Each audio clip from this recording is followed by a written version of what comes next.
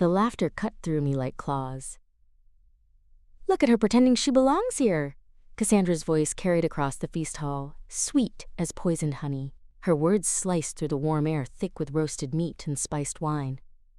"Someone should tell the little mouse that charity cases eat in the kitchen." Heat flooded my cheeks in a rush of shame. My fingers trembled against the wooden table as heads turned my way like predators scenting blood. The conversations around me died to whispers. I kept my eyes fixed on my barely touched plate, the golden chicken growing cold while my stomach churned. The harvest feast was supposed to celebrate the pack's unity. Instead, it reminded me exactly where I stood in the hierarchy. Nowhere. My throat tightened. I wished I could disappear into the wooden bench beneath me, sink through the floor and never surface again. At least she tried. Another voice chimed in, dripping with false sympathy. Though that dress has seen better decades. More laughter rippled through the elite tables like a disease. My fingers twisted in the fabric of my mother's old gown. The burgundy silk was faded now, soft from too many washings. I'd spent hours mending the tears along the hem, hours pressing out the wrinkles with my ancient iron. I'd hoped I might blend in tonight. Stupid, desperate hope. "Perhaps we should take up a collection," Marcus drawled from his spot beside Cassandra. His voice carried the casual cruelty of someone born to power. "Get the Omega something that doesn't look like it came from a grave." The words hit like physical blows. My chest tightened until I could barely breathe. I started to rise, my legs shaky beneath me. I needed to flee to my small room, to lick my wounds in private, where no one could see me break.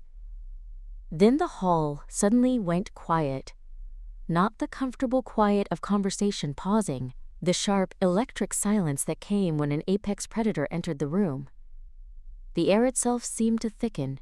Alpha King Darius stepped through the crowd like he owned every breath in the room. Which, technically, he did. His presence hit me like a physical force. Even sitting 20 feet away, I could feel the power radiating from him in waves. It made my wolf stir restlessly beneath my skin, whimpering and pressing close to the surface. He surveyed the hall with those steel-gray eyes. I quickly looked down, not wanting to draw his attention to my humiliation. My hand shook as I gripped the edge of the table. The last thing I needed was for the Alpha King to witness my shame. "Enjoying the feast?" His voice was closer than it should have been. My heart stopped. I glanced up to find him standing directly in front of my table. This close, I could see the fine lines around his eyes, the way his dark hair caught the candlelight, the absolute stillness in him that spoke of deadly control. Around us, the silence stretched tighter. Someone's fork clinked against a plate. A chair creaked. "Your Majesty!" I scrambled to my feet so fast I nearly knocked over my chair. The leg scraped against stone with an awful screech. "I was just dancing, I hope." He extended his hand toward me, palm up. His fingers were long, elegant, strong. "Would you honor me?" The world tilted sideways. This had to be some cruel joke. But his expression remained perfectly serious. Expectant, patient. "Your Majesty, I think there's been a mistake." "No mistake." His eyes held mine, and something flickered there that made my breath catch. Something warm and intent. "Just a dance, Elara." He knew my name. The Alpha King knew my name.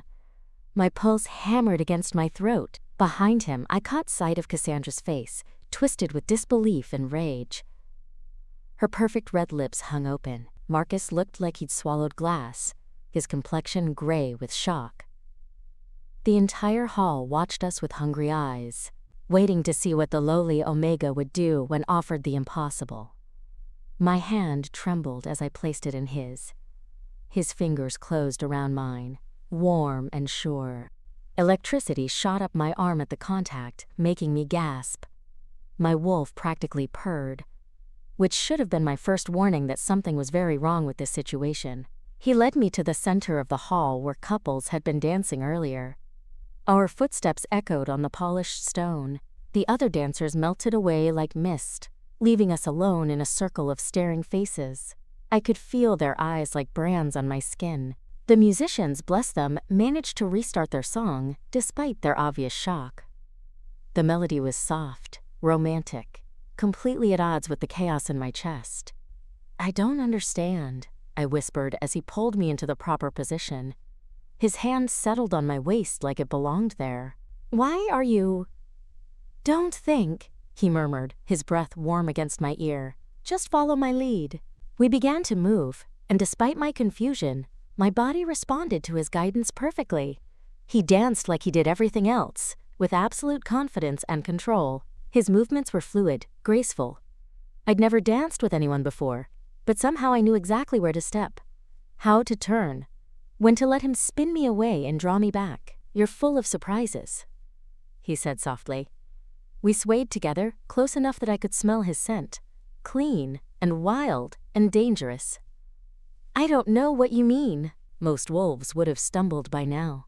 "You move like you were born for this." His words made no sense.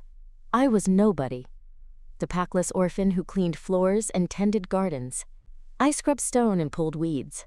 I wasn't born for anything except hard work and harder luck. But in his arms, spinning slowly across the polished floor, I almost believed him. Everyone's staring. I breathed. I was acutely aware of the dozens of eyes tracking our every move.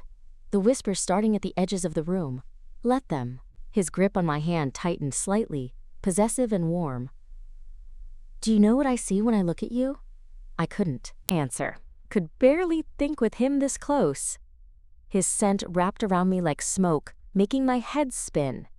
"I see strength," he continued, turning us smoothly.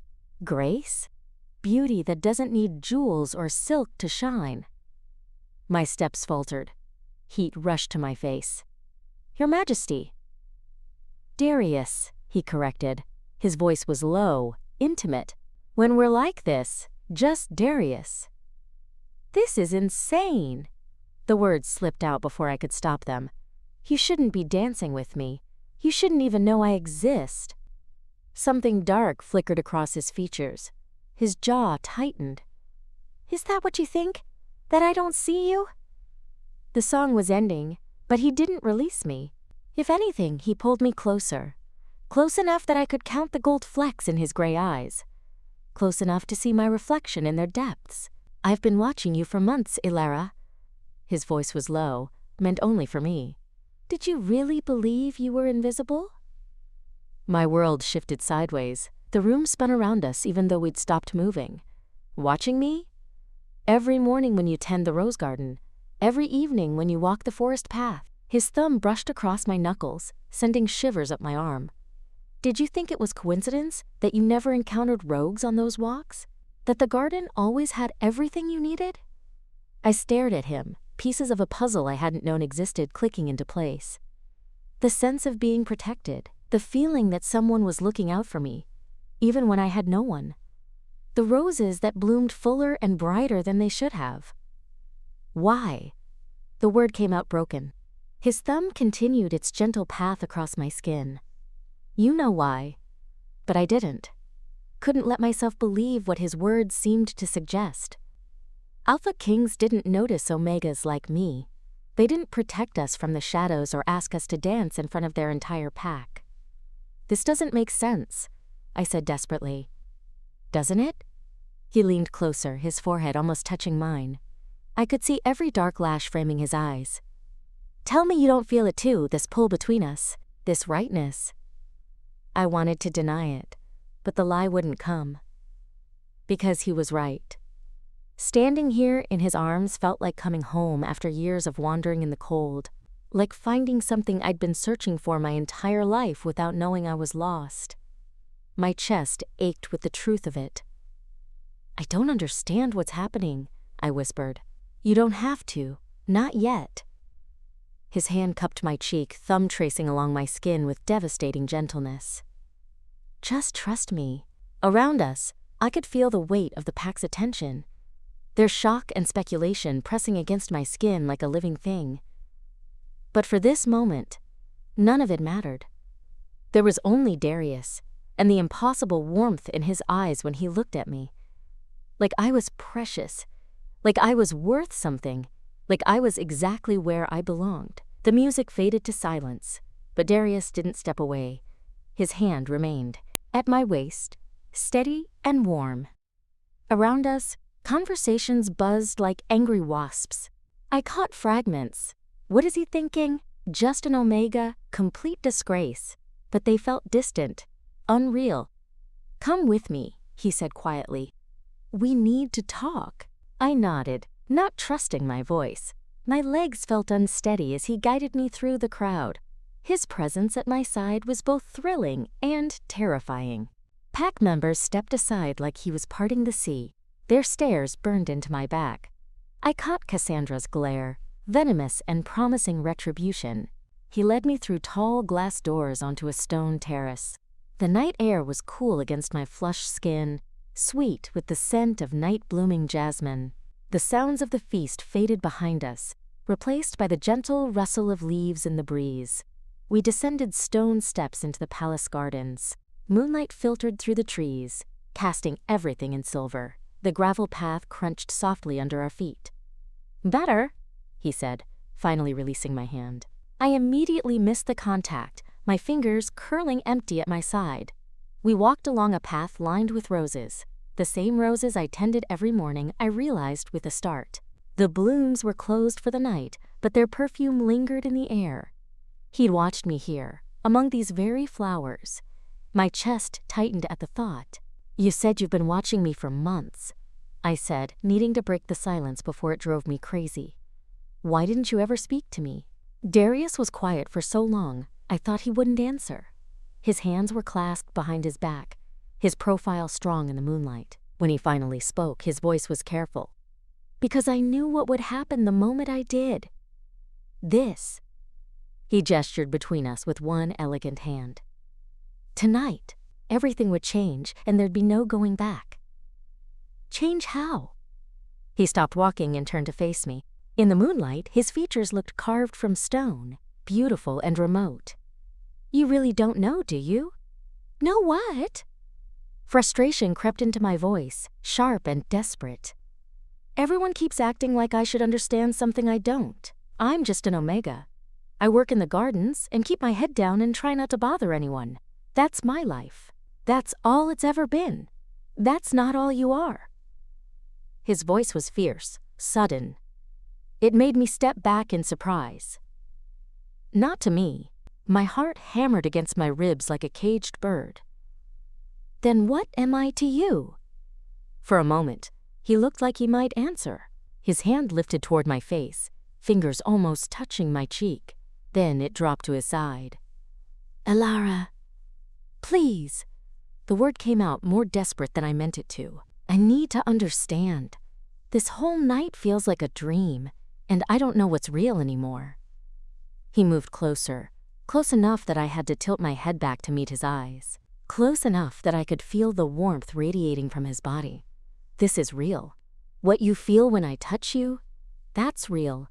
The way you fit in my arms like you were made for them, that's real too. My breath caught. But why me?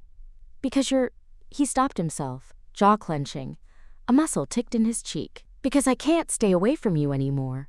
I've tried. God knows I've tried. Before I could ask what he meant, voices drifted from the terrace above us. Multiple people, their footsteps sharp on stone, heading our way.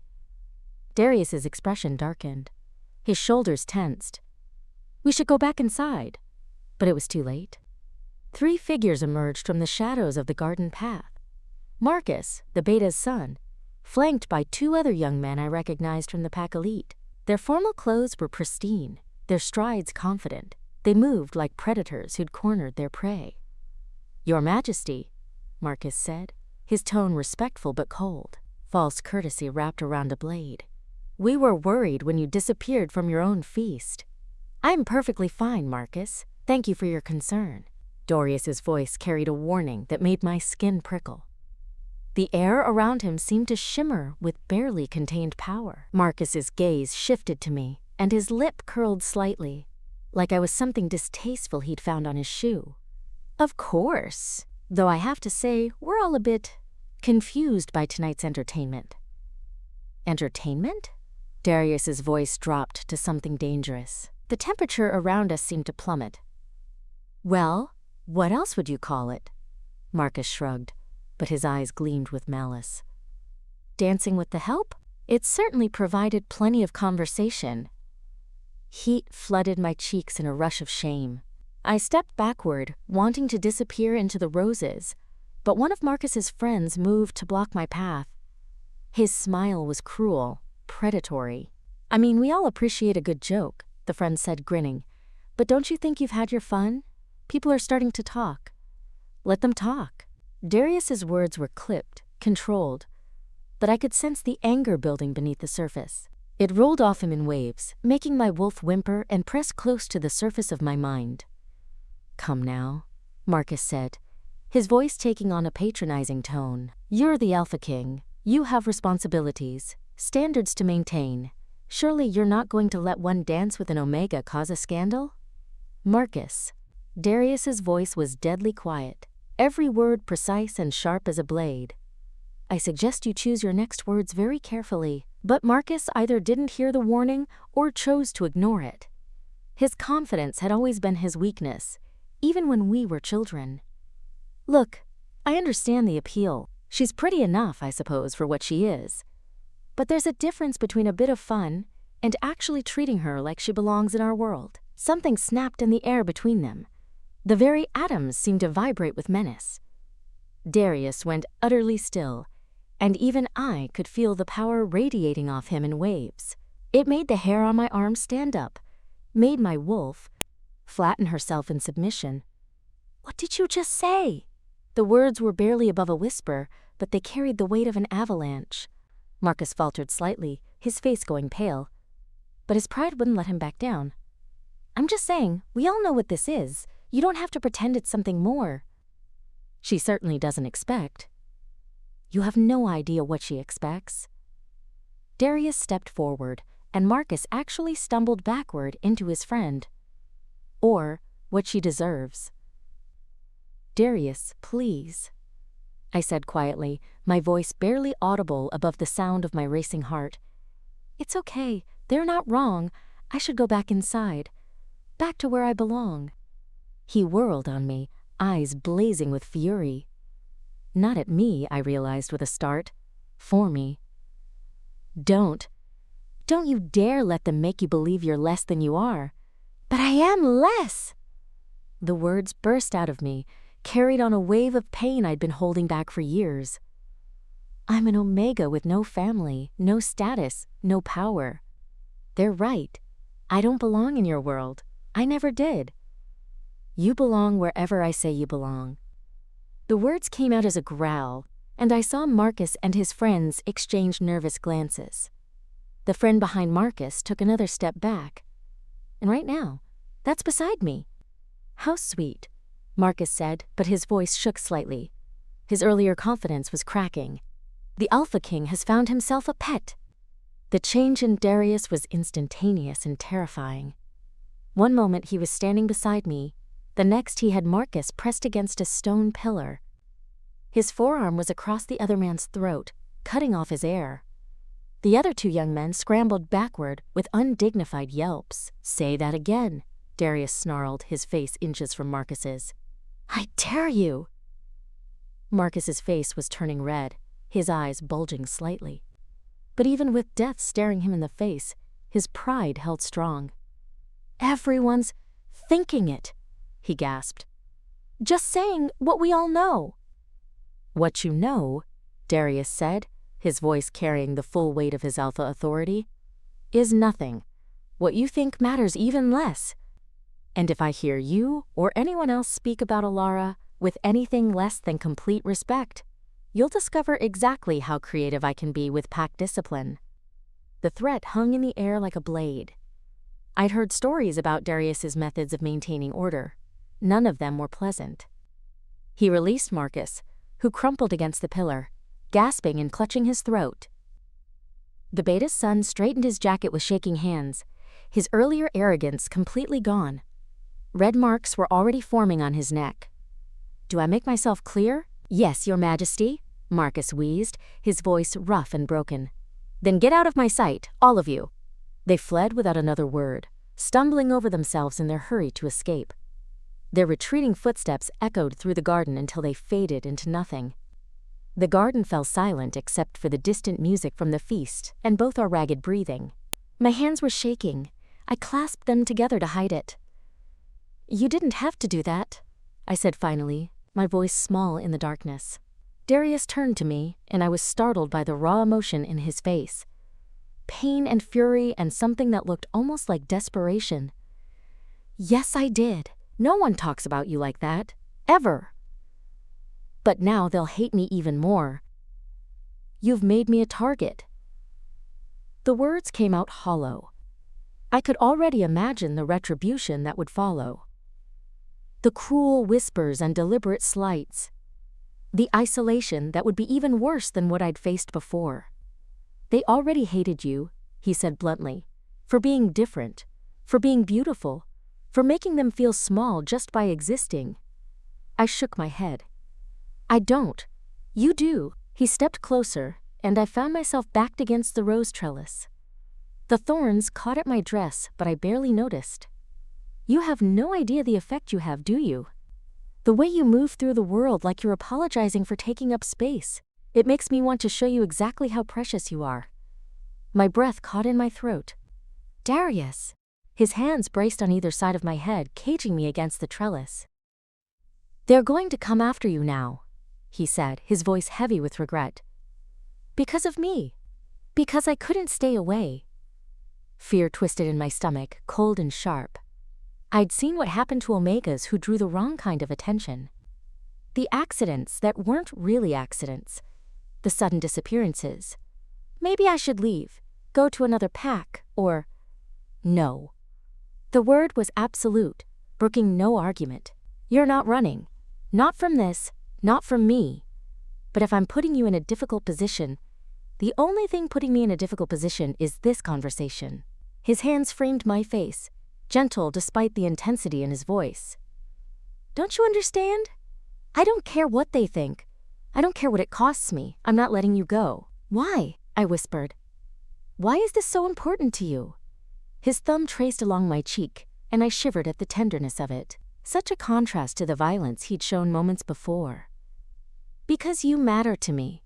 More than politics, more than what's expected, more than keeping the peace. You matter, Alara." I wanted to believe him, wanted to let myself fall into the promise in his voice. But the fear was stronger, cold and familiar. It had been my companion for so long I didn't know how to live without it. "They'll never accept me," I said, the words barely audible. "People like Marcus, there are dozens of them, hundreds. They'll make our lives miserable. Then I'll deal with them. You can't fight the whole pack. Watch me." The fierce certainty in his voice made my chest tight. I've spent my whole life doing what was expected of me, being who they needed me to be. But this is mine, and I'll burn the whole world down before I let them take it away. His words should have comforted me, but they terrified me instead. The image of Darius fighting his entire pack, losing everything he'd worked for because of me. It was unbearable. I couldn't be responsible for his downfall. "I need time to think," I whispered, pulling away from his touch even though it hurt to do it. The loss of contact felt like tearing away part of myself. This is all happening so fast. Something flickered across his face, hurt, maybe, or disappointment. But he stepped back, giving me the space I'd asked for. "Of course. I'm sorry, I didn't mean to overwhelm you." "You didn't. It's just..." I wrapped my arms around myself, suddenly cold without him near. "Everything's changed tonight. I need to figure out what it all means." He nodded, but I could see the tension in his shoulders. The way his hands flexed at his sides like he wanted to reach for me. "Can I walk you home?" The offer was tempting. Too tempting. I think I should go alone. The silence stretched between us, heavy with everything unsaid. The night air felt thick, oppressive. Finally, Darius inclined his head in acceptance. "As you wish. But Alara, this doesn't end here. Whatever you're thinking, whatever fears you're wrestling with, we'll face them together." I turned away before I could change my mind, before I could throw myself back into his arms and forget about consequences. The walk home felt endless, my thoughts spinning in circles like leaves in a whirlwind. By the time I reached my small cottage on the outskirts of the pack territory, I'd made my decision. It was the only way to protect us both, even if it destroyed me in the process. I spent the next 3 days avoiding him completely. When I saw his tall form approaching across the square, I ducked into shops. When Mrs. Chen's bakery was too crowded, I hid behind market stalls. When he came to my door in the evening, I pretended not to be home. I sat in my darkened kitchen, hardly daring to breathe, while he knocked and called my name. It was agony, but I told myself it was necessary. The right thing to do. He'd forget about me eventually. Find someone appropriate, someone who wouldn't tear his world apart, someone who actually deserved him. The lie tasted bitter every time I repeated it to myself, but I held onto it like a lifeline. On the 4th day, he cornered me at the market. I was examining apples at Henderson's stall, trying to find the few that weren't bruised, when his scent hit me. Warm and familiar and devastating. It made my knees weak. I turned to run, but his hand closed gently around my wrist. Not hard enough to hurt, but firm enough to stop me. "Please don't," he said quietly. His voice was rough with exhaustion. "Just give me 5 minutes." People were staring. I could feel their eyes on us, hear the whispers starting. Mrs. Henderson's mouth was hanging open. A group of teenagers had stopped to gawk openly. He guided me to a quiet corner behind the baker's stall, away from the worst of the attention.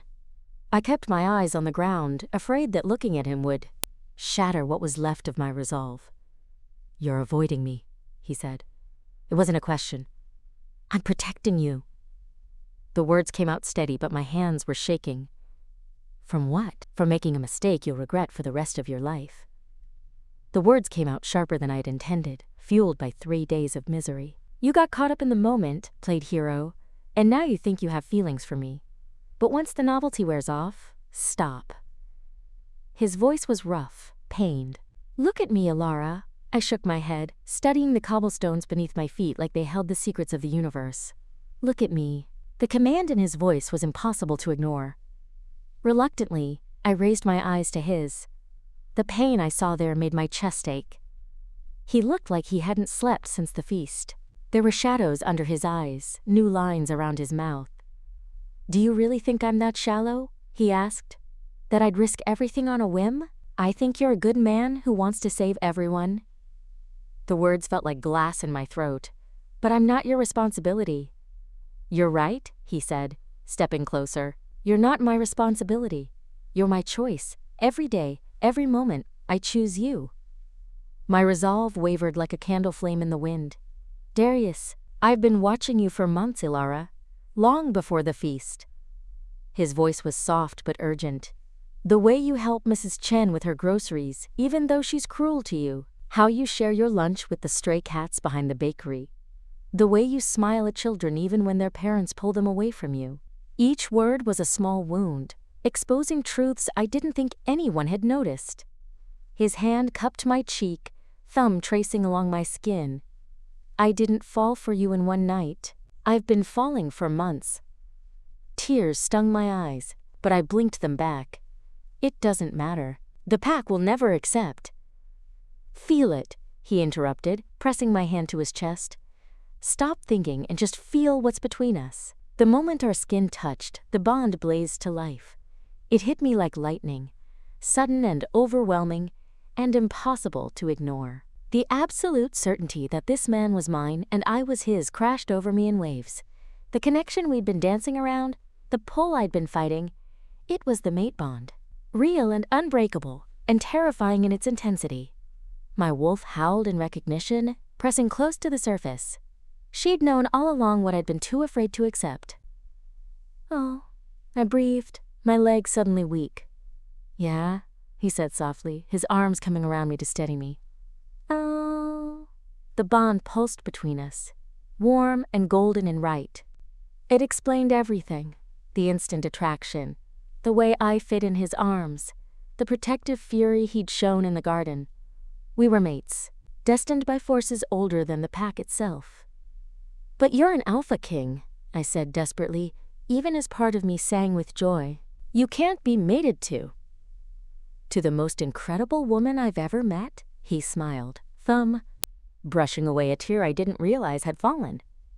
Watch me. Before I could protest again, before fear could override the rightness of this moment, his lips found mine. The kiss was everything, gentle and desperate, reverent and claiming. I melted into him, 3 days of denial crumbling under the weight of how perfectly we fit together. The bond flared brighter, sealing something fundamental between us.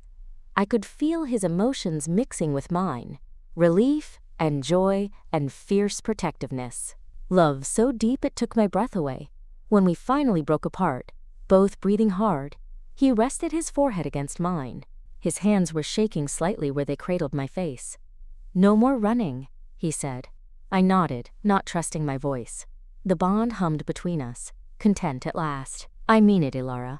We face this together, whatever comes.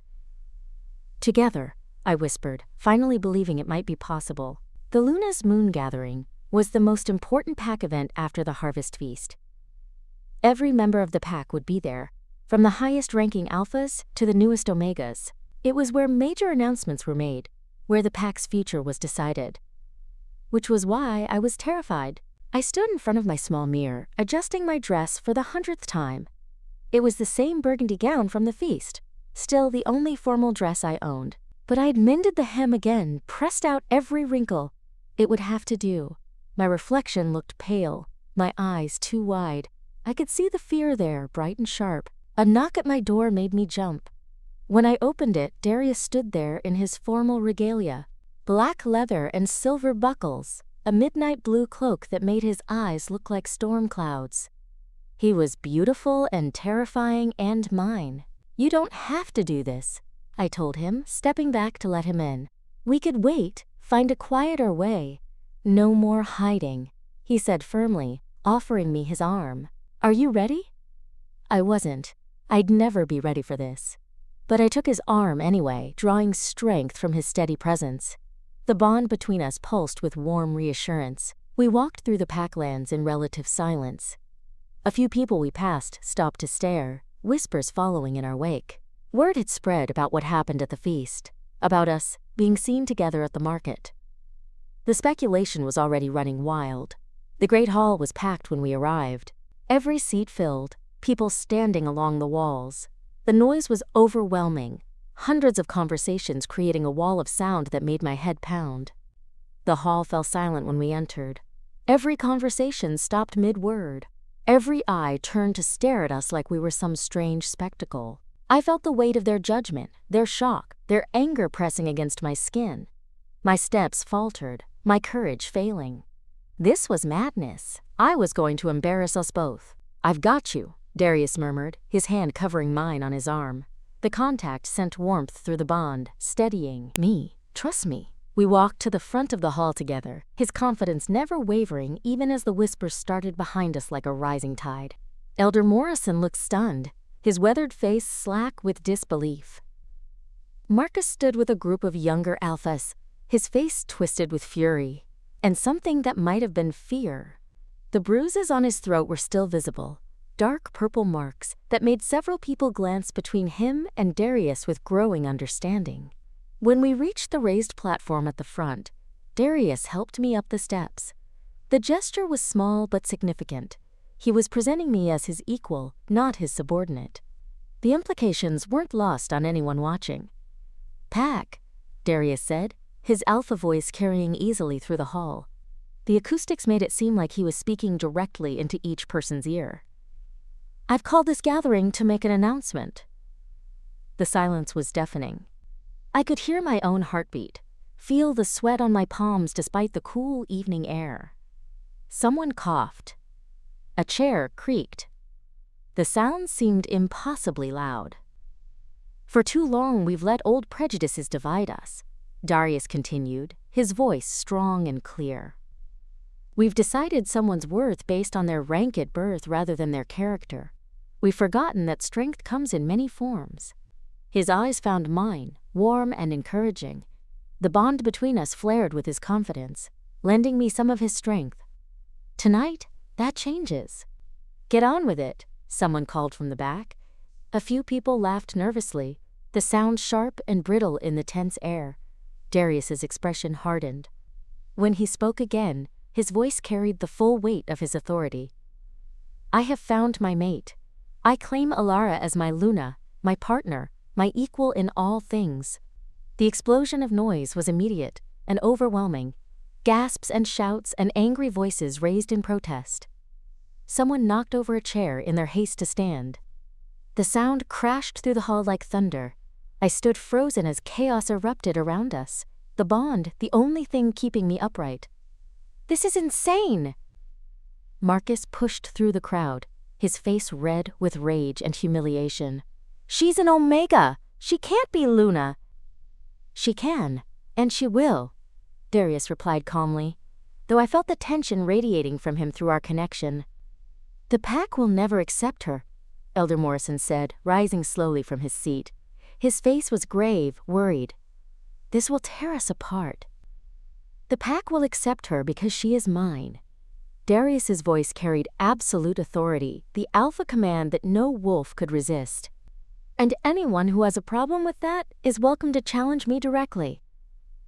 The hall went dead silent. Challenge an Alpha King. It would be suicide. Everyone knew Darius's reputation, his skill in combat. He'd never lost a challenge. But Marcus stepped forward, his pride overriding his survival instincts. His face was twisted with rage and desperation. I challenge your judgment. Darius, this Omega has bewitched you somehow. She's not worthy to. The sound Darius made wasn't quite human. It was pure alpha rage, the growl of a predator whose mate had been threatened. In one fluid motion, he leaped down from the platform. The crowd scattered as he pinned Marcus against the wall, his forearm across the other man's throat. Choose your next words very carefully, Darius said, his voice deadly quiet, because they might be your last. Marcus's eyes were wide with fear, but he didn't back down. Even facing death, his arrogance held strong. The pack deserves better. The pack deserves exactly what I choose to give them. Darius's grip tightened, and Marcus made a choking sound. And I choose her. Anyone who can't live with that is free to leave. The threat hung in the air like a blade. I could feel the pack's shock, their fear of their alpha's wrath. But underneath it, I sensed something else. Respect, maybe. Or recognition of his absolute commitment. He released Marcus, who stumbled backward, gasping and clutching his throat. The wounds from their previous encounter hadn't fully healed, and the new pressure had torn them open again. Blood seeped through his fingers. Then Darius turned to address the room, his presence commanding even in his fury. Power rolled off him in waves, making the air itself seem thick and oppressive. Ilara is your Luna, he said, his voice carrying to every corner of the hall. She will be treated with the respect that position demands. Anyone who shows her disrespect shows it to me. Anyone who threatens her threatens me.